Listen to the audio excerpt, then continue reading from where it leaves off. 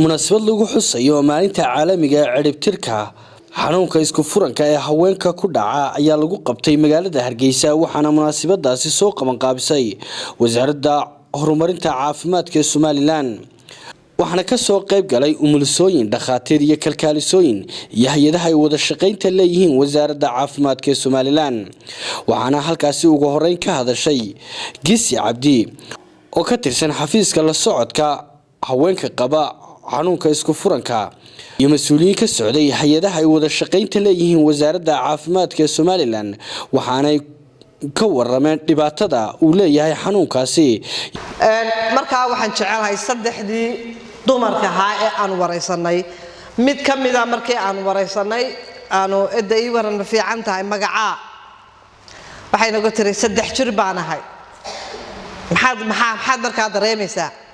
يعني psychological maskaxdeedii waxeedii oo dhan it's gone way ka tagtaa dabadna intaan operation ka loo sameeynin ayaa dhakhtaradu waxay damcinaysaa kaatirisu keenaan gabadhii la dajiyo horta xoogaa la baxnaaniyo markay dabadna fiicnaatay ayaa operation kii loo sameeyay aad bay u afad garaysay moogtahay waxa keena isufuran ama ha ahaado vaginal rectal ama kaad haysta ahaade cancer baa keena waxa keena episiotomy baa keena oo inanta midwife ay samayso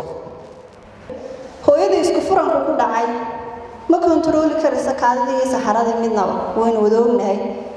qoyaan bay leedahay habeen iyo maalin aan qalaleynin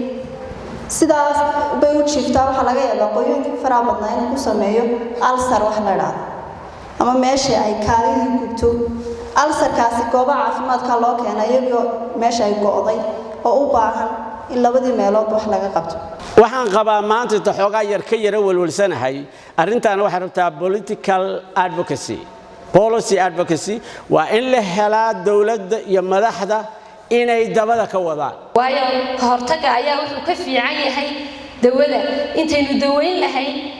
waxa ka wanaagsan inaynu kaba hortagno oo aynu jarno qaabka uu ku imanayo waxa isaguna halkaasi ka hadlay Dr. Cali Sheekh Umar oo ah agaasimaha waaxda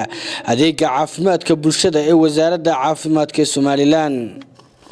ilaa hadda 3,355 milyan dalka loo qaybiyay qaar kalena way jiraan oo way soo bixi doonaan kuwa horena way sii jiraan xanaano kasta maanta